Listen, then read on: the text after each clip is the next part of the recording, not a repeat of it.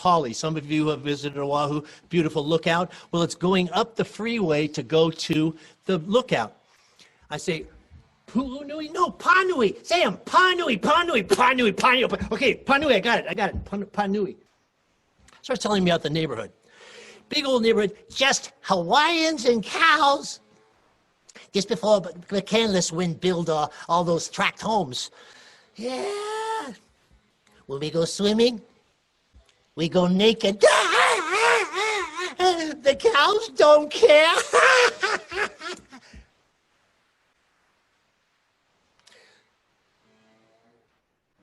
Yeah. You know, when I was growing up in our house, across the street was one stone, Pohaku. Something about the stone. Little girl, I don't know, but the stone's special. My auntie, she comes, she had problems with the husband. She talked to my mama, and then she'd go and she'd lay on the stone and talk to the stone. My daddy, he got a chilang-a-lang band. They sing, they suck up a few beers, then they go across the street and play to the stone. Stone special. My mama plant flowers, make them nice. Some days we get up, on the stone is a lei. Stone special. I remember one day, my daddy, new neighbors move in. And my daddy look and he see that the stone, the people move in and they take the stone and move the stone down the hill by the road like it's trash, like they're going to take it away. In the morning, my daddy see that. Oh, he go hoo-hoo, we all ballistic. She charges out of the house. The little girl, Abby, who's a little old lady now telling me the story, follows her dad across the street. They go up, boom, boom, boom, boom, boom. Hey, wake up in there, wake up. The neighbors come to the door. Hi, neighbor. Hey, you moved the stone? No, that stone been here longer than you. The stone stay. I tell you what, you guys go and the stone can stay. How about that? I said, wow, big deal, huh? Yeah, big deal. But no worry, because when we get up the next morning, the stone back. I say, wow, if I was a neighbor and the neighbor came yelling at me because I moved the stone, I'd move the stone back too, right? She looks at me and goes, no. What happened was, in the nighttime, the stone wind get up and the stone wind move back up the hill.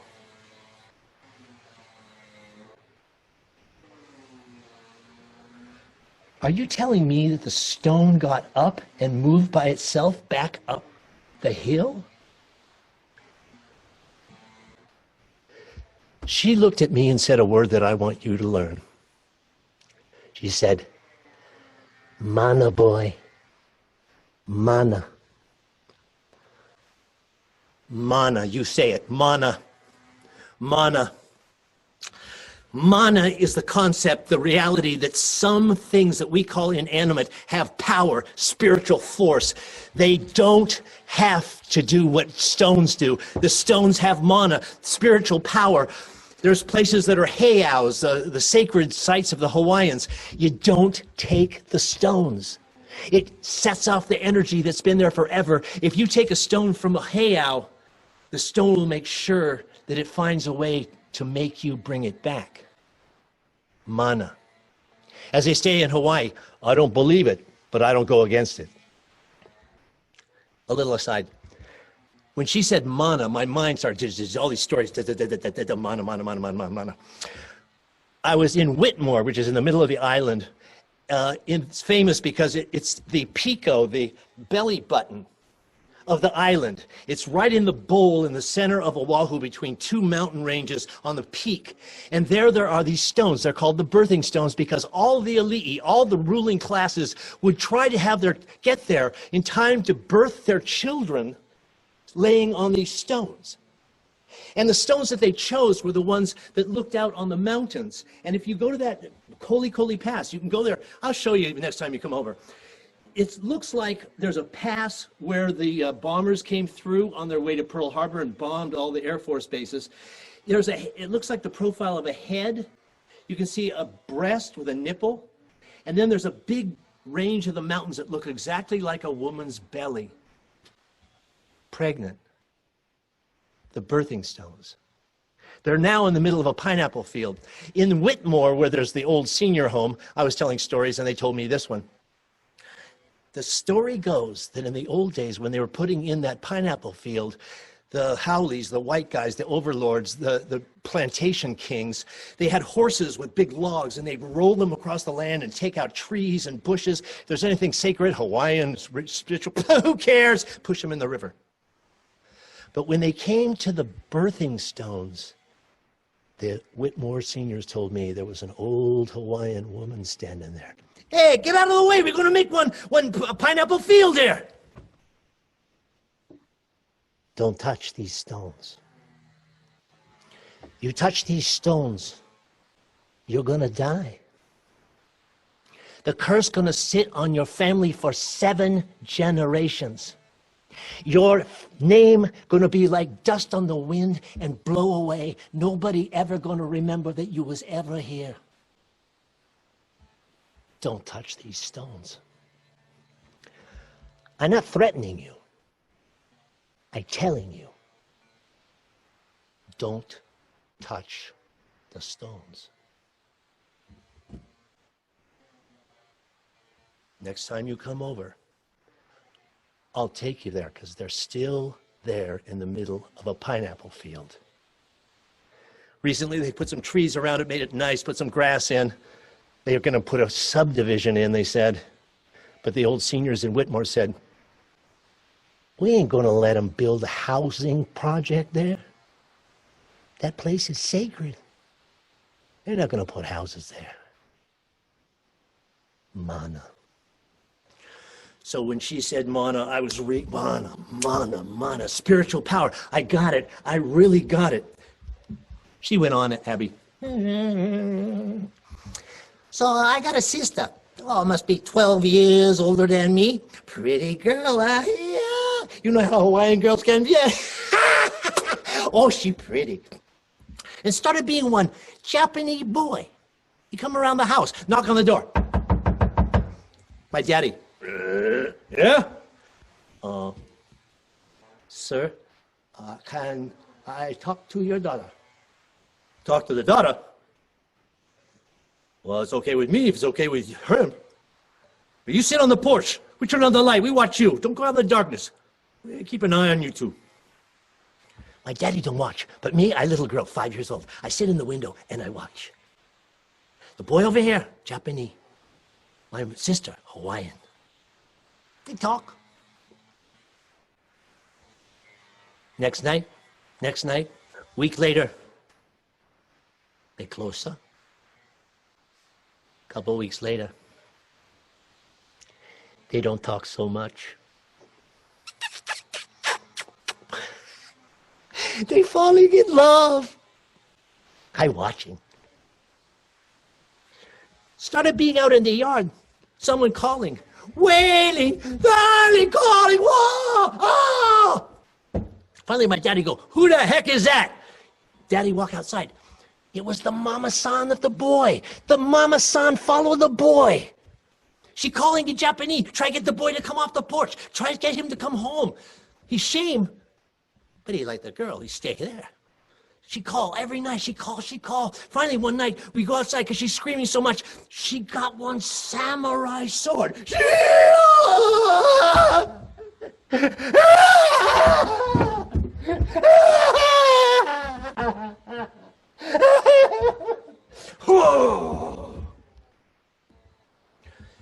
Abby says, those days, you know, Japanese marry Japanese. No marry can marry Hawaiian. Serious kind. I remember hearing a story. My daddy one day, hey, look at this. He got the newspaper. Here's the article. Got a picture. The story say, Japanese boy fall in love with Hawaiian girl. He go to parents, he say, I like marry the girl.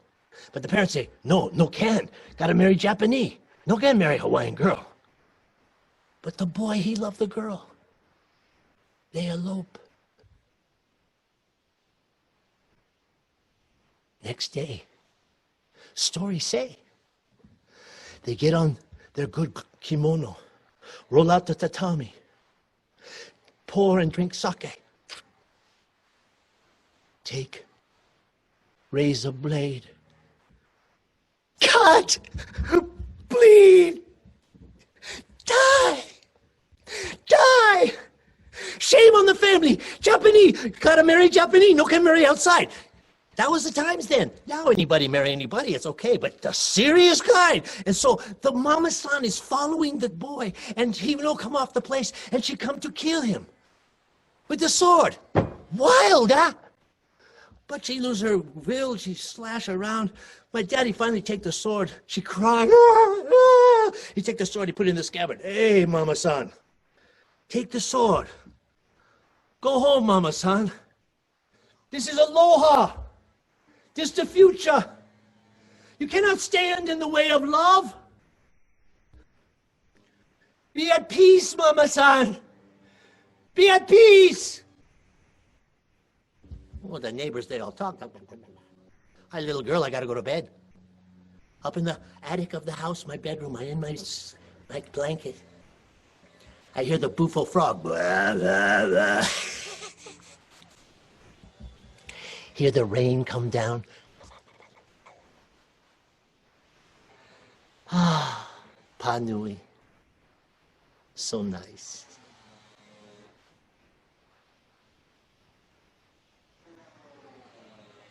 For a while,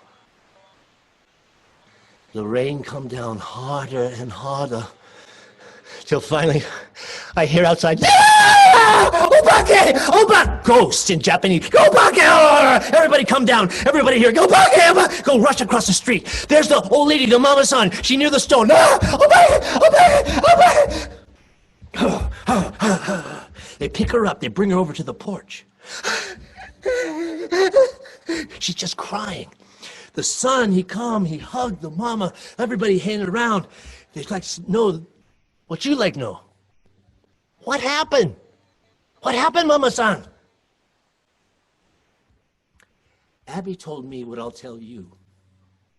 That they stood around as the old woman wept uncontrollably. They brought her some tea, but she couldn't even hold it. The tea was spilling all over.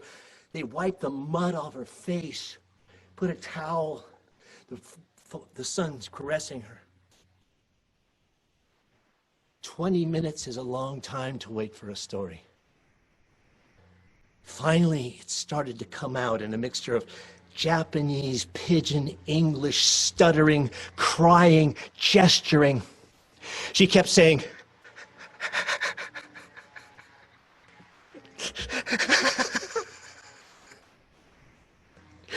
the pain,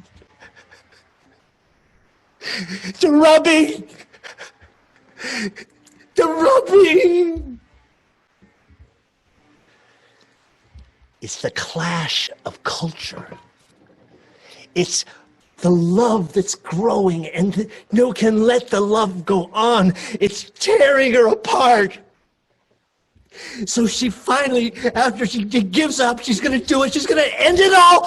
She grabs the sword from the family altar. The sword that was brought over by the grandparents.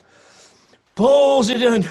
Walks through the night, comes close to the house, looks across the street at the two lovers, the boy and the girl, sees it as good. Her hand on the hilt of that sword. And they're rubbing.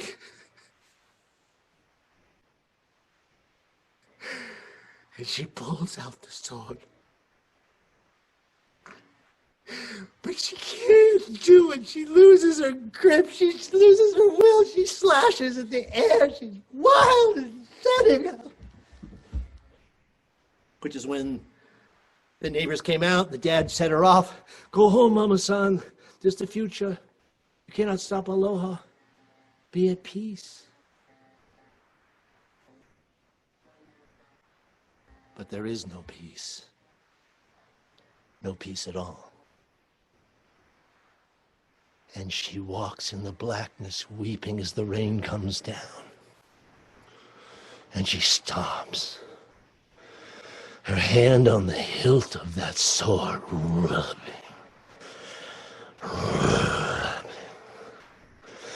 And She turns back in the darkness and heads back towards the house.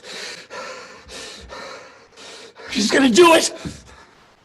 She's gonna kill him! She rounds the corner by the house. She sees him on the porch. She loses her will. She falls against the stone. She's gonna kill him.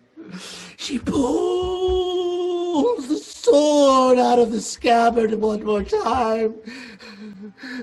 She takes a step. Her hand touches the stone.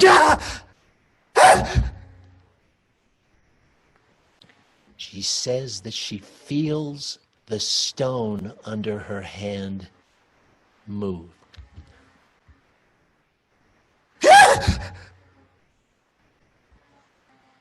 The stone moves again.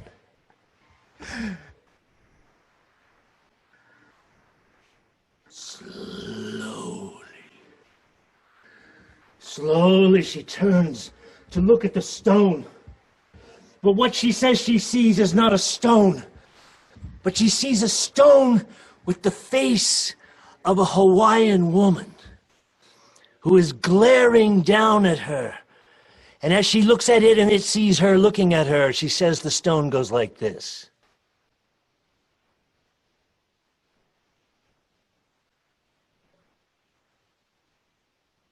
She can feel in her bones, through her body, the sound.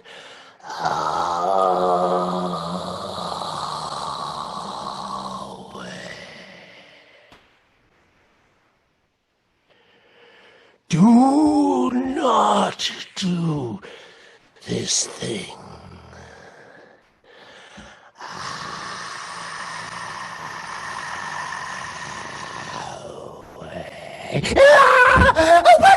Obake! Ghost! Ghost!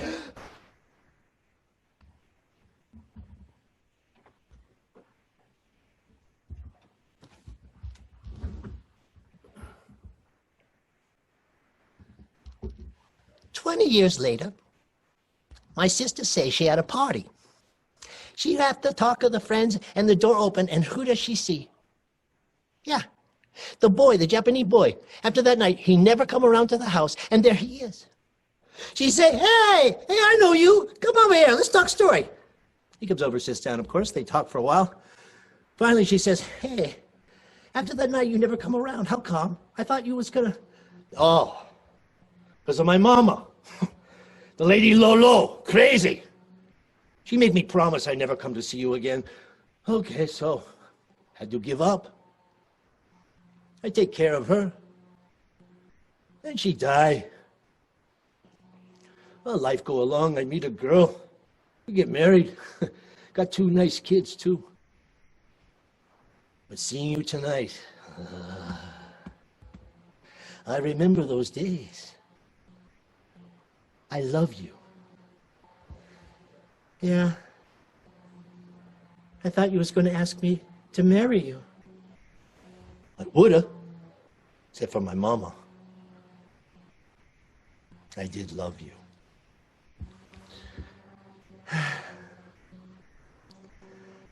I love you too.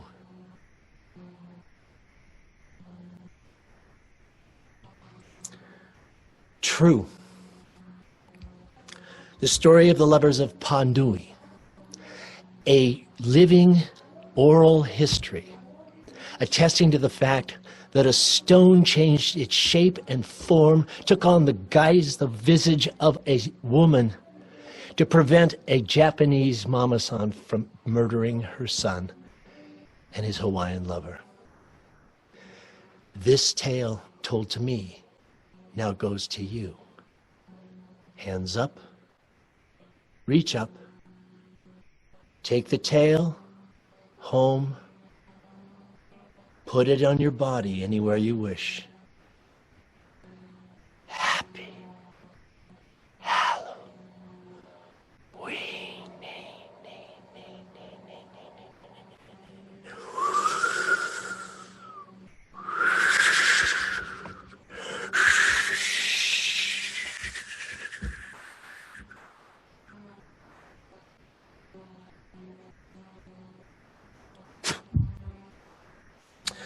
Now, if I have time, and I believe I have just enough.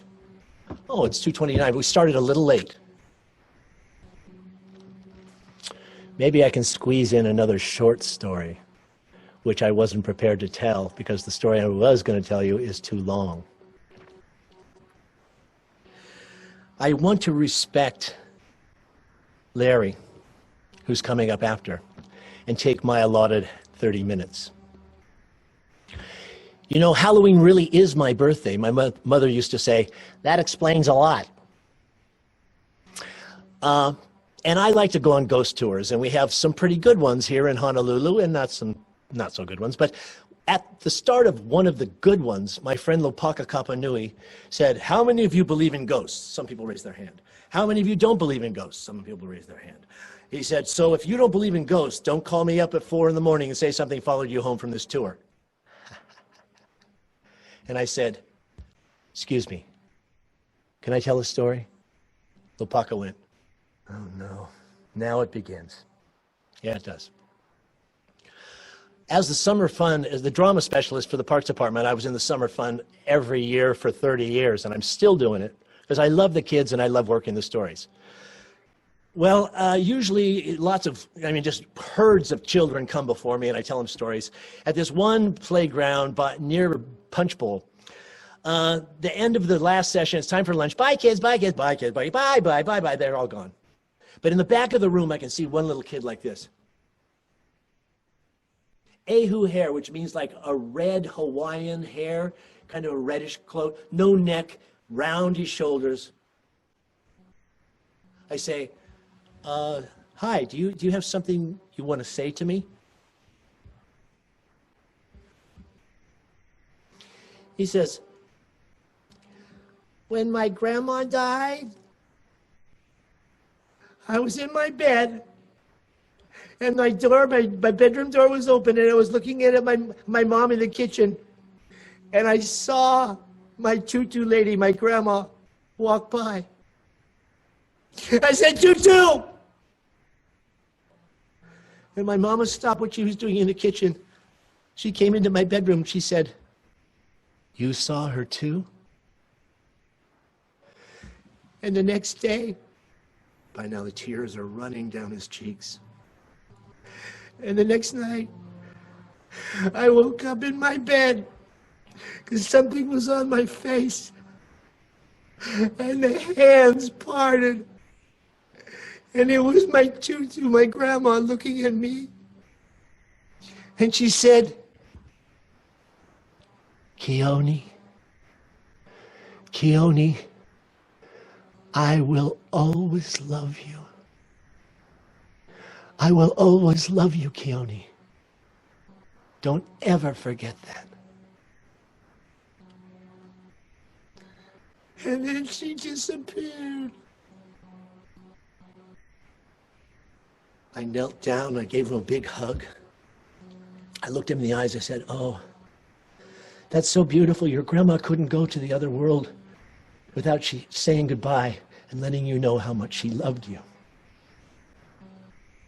And the little boy went, yeah. And he ran away.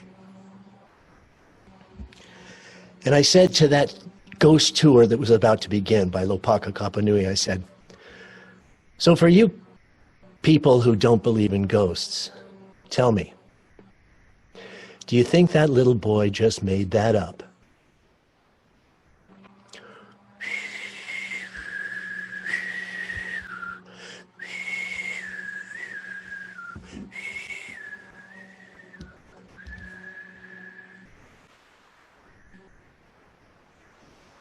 Aloha.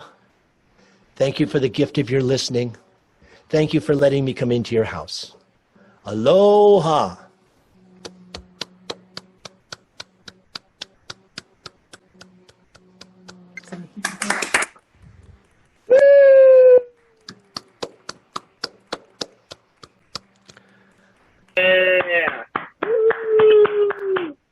A reminder to people to change back to gallery view. Yes, and now I'd like to say a few words of aloha and thank you for the beautiful and remarkable way that you told those Aw. fascinating stories. You know, I know, having been to Hawaii, that the spirit and the spirit world seems to be very present, and they have that tradition called talk story. And when I was there, I had several amazingly real experiences Yeah. with the other world that I've never had here in the rest of the United States, because Hawaii is part of the United States. Barely. Thank you.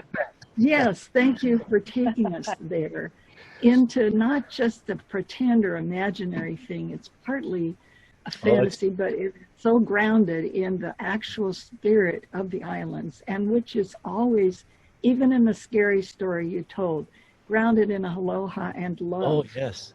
Oh, yes. And if I could never make up something like that or juice it up, because people here know stuff. They do. I didn't make that up. No, I know you didn't. Phenomenal oral narrative. I just am bathing in it. I put it on for breakfast. I'm just steeping in it. It's one of the biggest pleasures of my life. Thank you so much, Jeff. And we had the gift of this from you and through the grandmothers too, these stories. And now I'm going, thank you, to introduce Eva Abram, who is part of our Storytellers Guild. But before that, Barry, you want to say something. I was just going to remind everybody about our purple hat, but Eva can do that. Okay, yeah. Eva, are you ready? Barry, you go ahead and talk about the purple hat, and also we're going to take a little bit of a minute, take the time to do some announcements before Larry comes on. You know, at our storytelling programs, we oftentimes pass around a purple hat. And the purple hat is for donations to help support our events. Tonight, we want to support our storytellers, and we want to tell you how you can donate. We make a suggested donation of $5, but you certainly could give more. The money does go to our tellers. I have put in the chat the 3 different ways that you can donate. The easiest way is just to go to the seattlestorytellers.org, our website, and at the top there's a link for a tip jar. You click on that, it opens up a window in which you can make a donation. We appreciate if you could help in supporting our tellers. A second way you can do it is to go to www.paypal.me/Seattle Storytellers, and that also opens up a window which goes through PayPal. If you have a PayPal account, you can use that as a means of donating to us. And if you just like the old-fashioned way of mailing a check, the address is in the chat box along with these other 2 links. And we do encourage you to put something in our purple hat. It will help keep our storytelling going on, and certainly our tellers who have been spending most of their time either making collages or social distancing alone in their homes, missing out on the joy of telling face-to-face. I don't know if I want to get too close to Jeff face-to-face, but anyway, certainly we do appreciate any donations you could give. You can donate at any time. Do remember to save your chat by clicking on the little 3 dots next to the word file at the bottom of the chat page. And if you do open it up, you'll also find in there links to his collages. And he's got a web page that has lots of pictures of his collages, and also those 2 other programs were mentioned earlier. But now Eva's going to talk about some of our upcoming stuff. I will introduce Larry. Now, Larry Hohm has been a storyteller for the past 7 years and is on the board of the Seattle Storytellers Guild, where he does a wonderful job as our webmaster. He specializes in telling mystery stories and also funny stories, but a lot of the times they have a dark edge. He's good at that.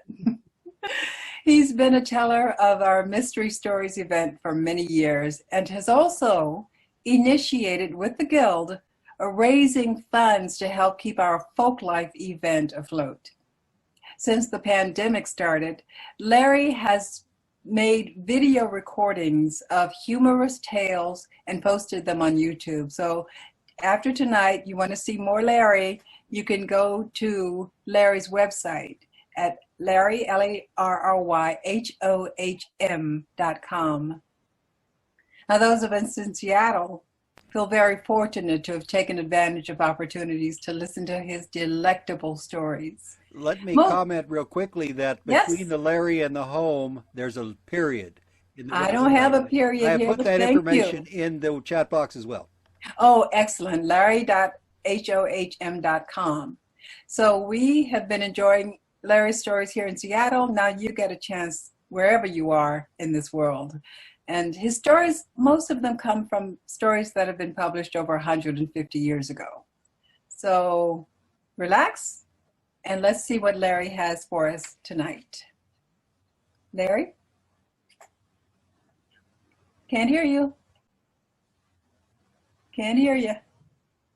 Okay.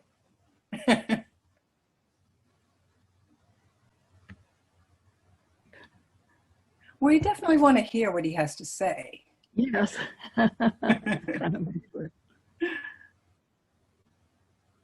Hello? You got a hand? You got a quilt? You got a background? Can you hear me now? Yes, we can. Yeah. My apologies. We just can't see you. Yeah, the studio. You had to get back to the studio. Let's try all of this one more time.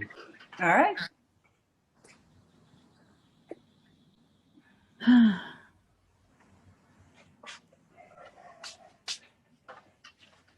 Is this better? Much better. Yeah. All right. Again, my apologies. Zoom gives us all challenges. I want to thank you all for listening to our stories tonight. It's really nice to just connect with people in any way that we can these days. I appreciate that. And just one quick correction.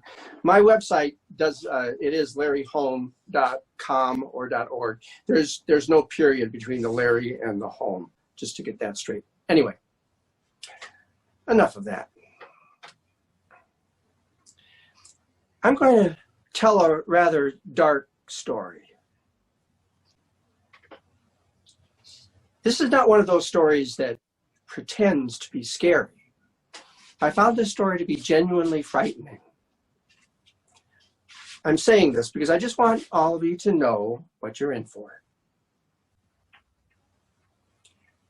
It's entitled Rules, written by Anna Starobinets, a Russian author, not well known in the West. It was published in Russian in 2005, and then translated into English in 2010. The music you will hear was performed and recorded for me by my colleague, Aaron Langford. So, rules.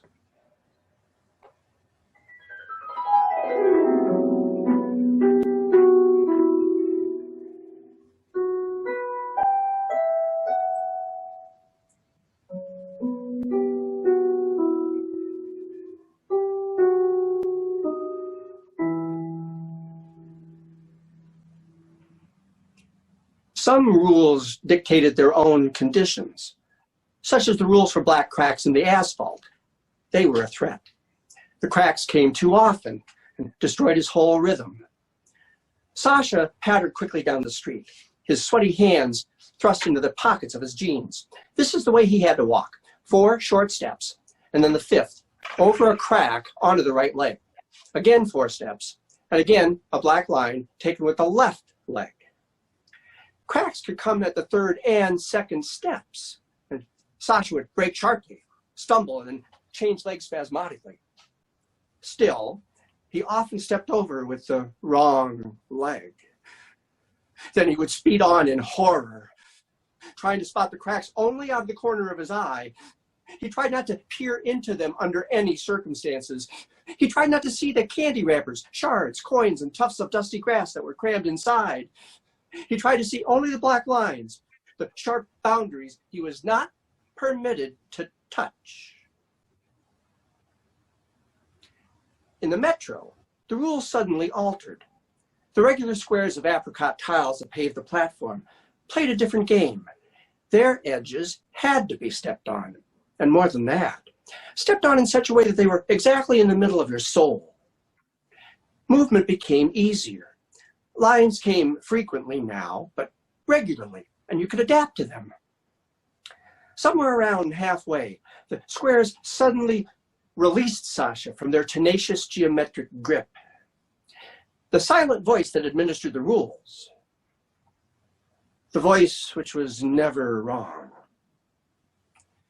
confirmed it almost tenderly. You may walk as you like.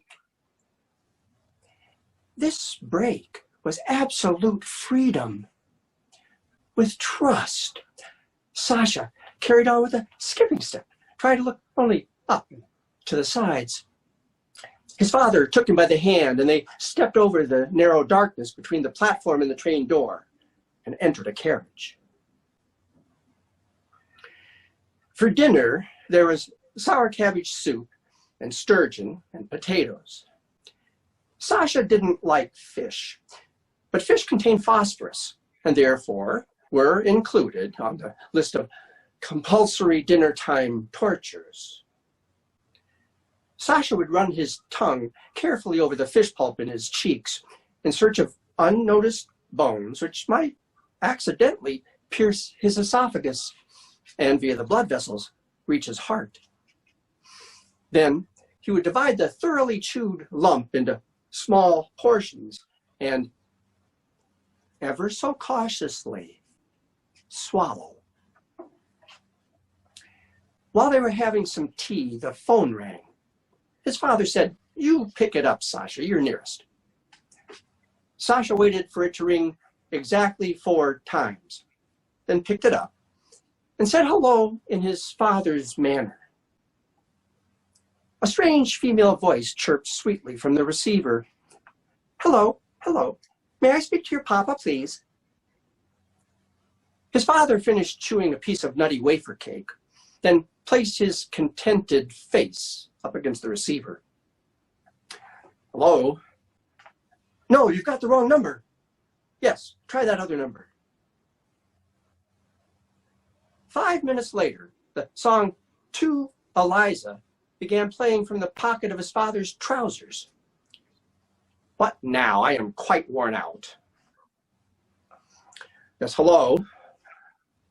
Good evening, Victor Alexeyevich. Yes, I've got all the documents ready." "Well, if it's urgent, I can let you have them today." His father's voice went quiet on the other side of the tightly closed kitchen door. With a clatter, his mother put the lid back on the saucepan of soup and put it away in the fridge.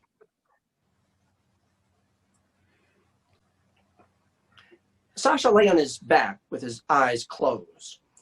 He couldn't fall asleep on his back, but the rules forbade him to lie down on his side straight away. On his back first. Besides, he would still have to get up and put on the light. He waited until his parents had gone to their bedroom and couldn't spot the iniquitous yellow strip under their child's door. It was already 11, and according to the rules strictly observed by the whole family, Sasha was supposed to be asleep. According to the other rules, he had to get up to see if the vase was standing correctly on the windowsill. Previously, there had been none of this. The game had always stopped at night. But recently, these extended hours were happening more and more often.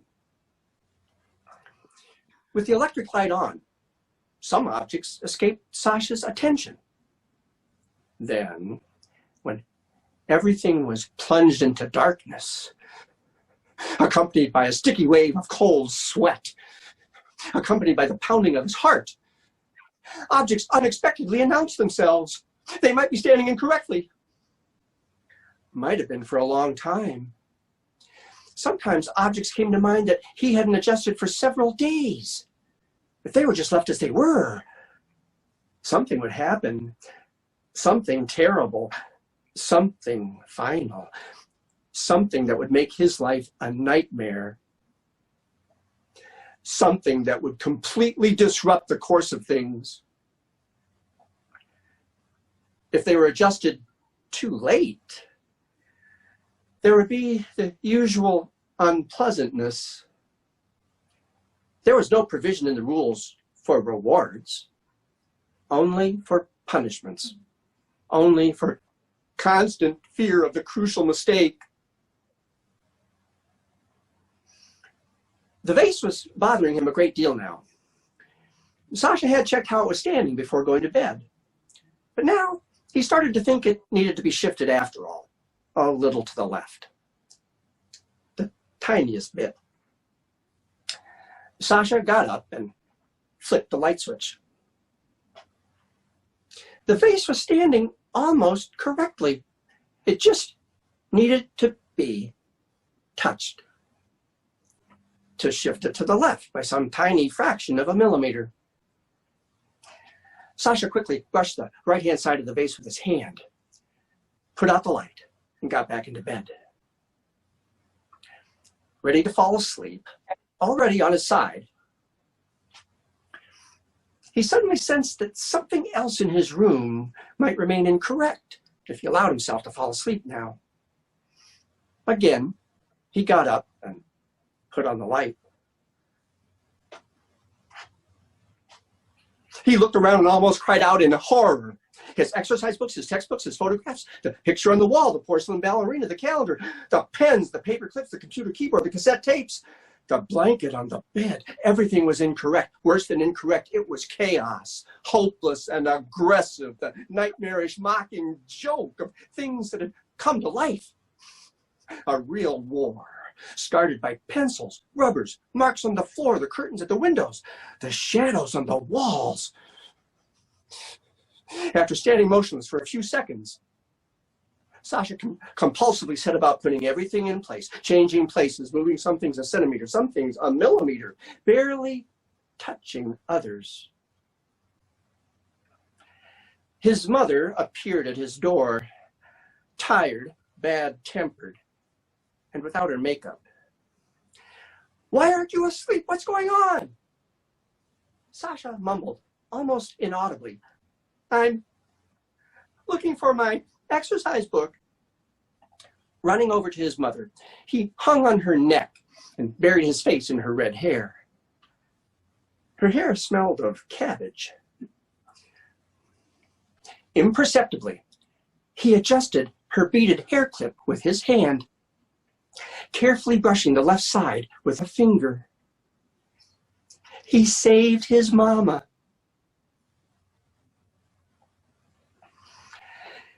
Sasha went back to bed,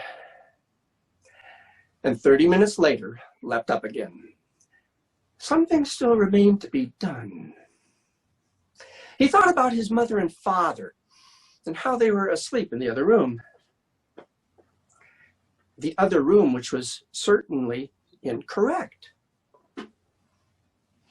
He waited a little longer, then stepping over the parquet floor with icy feet, he headed for their room, opened the door slowly, put on the light, then rushed to the sideboard, to the magazines, to the pile of magazines. He moved quickly while there was still time, before his mother, shielding her eyes from the light, could make out what he was doing, before his father leapt up and pulled him, screaming and wet with tears, away from the window blinds. The window blinds which had to be, absolutely had to be adjusted. The next morning, his mother made him tell her in detail about the game. She reassured him with her gentle words. The metallic sound of her voice managed to muffle that other voice, the voice to which Sasha had been listening for over a year. He evaded the sticky maternal kisses and the importunate hands which kept trying to stroke his cheek. With relief, Sasha agreed that there were no rules and that he himself had invented them. And now he just had to stop observing them. And that was that. On his way to school, the cracks in the sidewalk proved a greater torment without the rules than with them. Hunched under his rucksack, Sasha stepped on the crooked black lines and felt that he might possibly be killing someone or hastening some catastrophe. But on the way back, it was already easier. In a couple of days, the cracks no longer seemed to him simply cracks, but already harmless, overthrown enemies. He stepped on them brazenly, with malicious delight. He knew he must be tormenting them by refusing to play. But the judge in this game already seemed to have awarded victory to him. No one punished him for ignoring the rules. There was no thunder and no lightning. Sasha was a bit uneasy as he spent his first evening without the rules. No fewer than 100 objects crowded in disorderly fashion on the table, on the cupboard, on the shelves, and the windowsill. Surprised at his disregard, they remained in the most incorrect positions, unpunished. They waited for darkness and then began threatening. They got sniffy and hinted that the crucial mistake had already been made, and that its inevitable, irreversible consequences would come soon, bringing ugly distortions to the world. This would not be one of those comprehensible calamities. No. Events, at first glance unimportant and even pleasant, would simply transform themselves at any moment into an ugly serpentine chain, which would lead to the catastrophe, and then the end. Sasha pushed back the edge of the blanket, but remained lying down. To get up now would mean to admit his utter defeat, or, if Mama was to be believed, his cowardice. After all, what could be more stupid than leaping out of a warm bed to move a pencil box 5 or 6 centimeters? To calm himself down, Sasha put his cold, sweaty hand inside his pants, counted to 3, stopped, counted again, then stopped and pulled out his hand with horror, hunching up, swallowing his tears, and breathing quickly. He had forgotten to call off this part of the game. Counting to 3 was no longer compulsory. He must stop doing it. A few months went by, and one day when Sasha had returned home from school, he thought at first that there was a dog howling in the kitchen. Maybe it had run away again from their neighbor, somehow found its way into their apartment.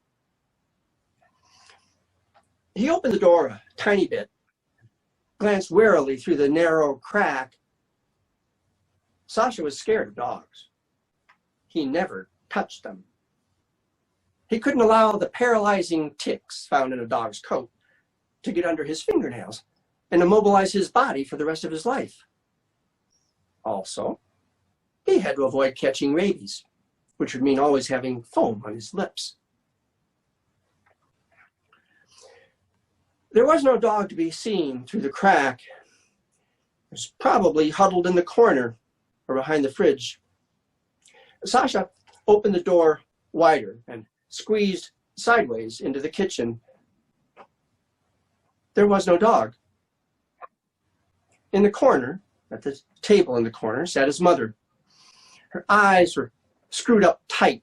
She was rocking strangely from side to side, smearing her lipstick with her hand and whining.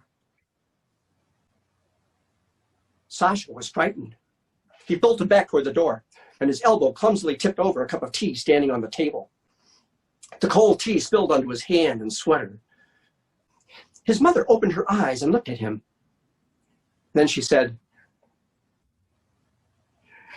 "Our papa's dead." Sasha turned and went into the bathroom. He washed his hands very thoroughly with soap 10 times, even though he hadn't touched a dog. His mother didn't cry at the funeral. She didn't cry later on either. Sasha understood that his father had died in a car accident. He also understood that his mother was prevented from crying by the dead woman whose twisted body was also pulled from the wrecked car, smelling of perfume and blood. His father was buried in a closed coffin, so Sasha was quite unable to see if he was lying there correctly. On the way home from the funeral, the voice, which had been quiet for 6 months now, spoke once more. It was very quiet and expressed pity for Sasha. But it also said that Sasha himself was to blame for everything.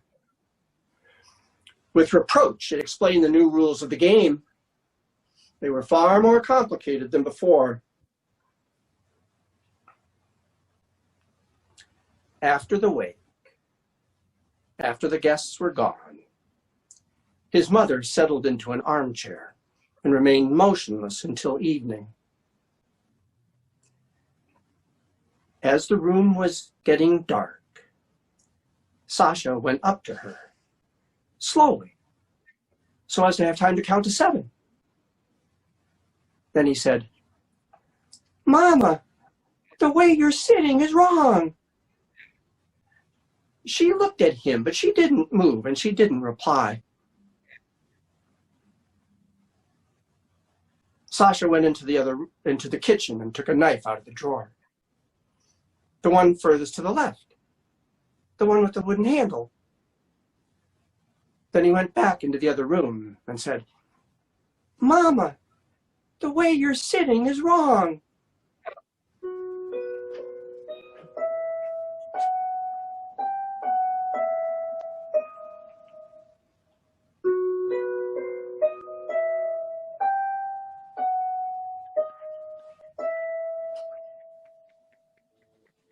We do want to thank you all for coming tonight. It's been a really great evening of storytelling. Eva and Marianne are going to bring us a night of storytelling in November, and they didn't mention the fact they're going to have some special music to go with it. So it should be a rather interesting evening. They're kind of being hush-hush about exactly what the program's going to be about. But knowing these two, I know it's going to be great. Any last words from anyone? You feel free to chat for a couple minutes with people if you'd like. I just want to say about November, Eva's done a really good job of bringing November together, and it's going to be a little bit of the past and a little bit of the present, and maybe it'll help us think about the future. So in some ways, Eva and I are two sides of the same coin, and we'll add a little music to go along with that. So I want to thank Eva very much for everything you've done to move things ahead, and I hope y'all can come. November 20th, isn't it? Yes. Okay, yes. November 20th. Look forward to seeing everyone.